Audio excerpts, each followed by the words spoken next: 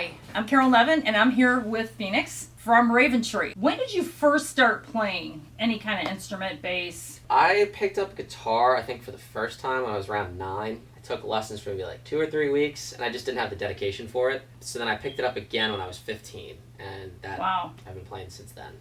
What are your musical influences? Starting when I was young, kind of listening to everything that my parents would play. Alice in Chains, Frank Zappa, David Bowie, Coheed and Cambria, Rush. A lot of like the progressive rock stuff. If you could have a dream collaboration with anybody, dead or alive, who would it be? Either Frank Zappa or David Bowie. Because we could come up with some crazy ass stuff. That's very cool. It would be weird. Very cool. Maybe both of them together. I don't know. They might have too big of egos to work together, but... Yeah. Now, what was your first band? Well, the band that I started, I'm still in, Marzi Maddox. And that's the band that I front, play guitar and sing in. And that's like a progressive metal trio. Right. First concert you've ever been to? Besides seeing Barney live singing when I was like 2 or 3. Oh my gosh. I'd say my first show, I think I was 8 or 9. I think it was Theory of a Dead Man. Let's talk about how you got connected with Raventree. So that kind of is the same story as how I started playing music.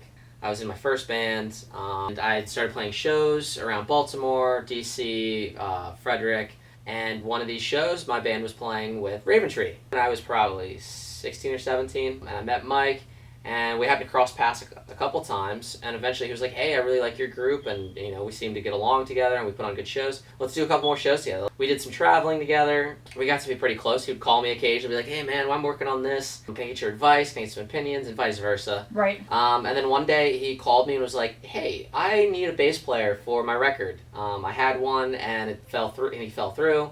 So you want to come up to Sheffield Studios and record on my album? And I was like, absolutely, dude. And that's how I first started playing with Raventree.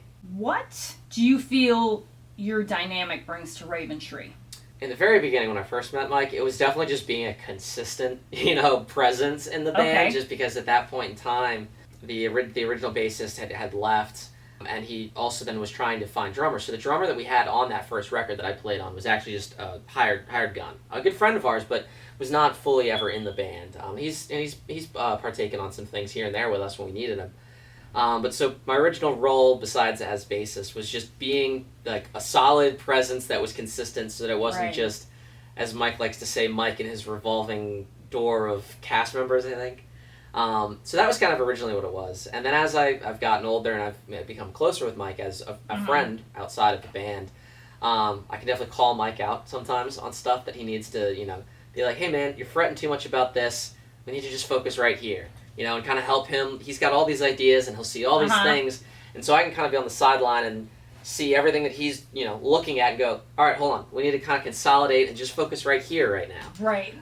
So kind of being the guy that can kind of come in and help focus everything. Streamline a little bit, Yeah, say, hey, I like this idea and this idea. Let's work on that, And then maybe these other things that you come up with we can work on later. What do you see happening with the band? So what's been really cool since Tony joined, it's really nice to have that solid presence of like, hey, this is the core group, and it doesn't feel like every year or so that we've got to catch somebody up on where we're at. Right. And so I've been able to now take a little bit more of a leading role in writing.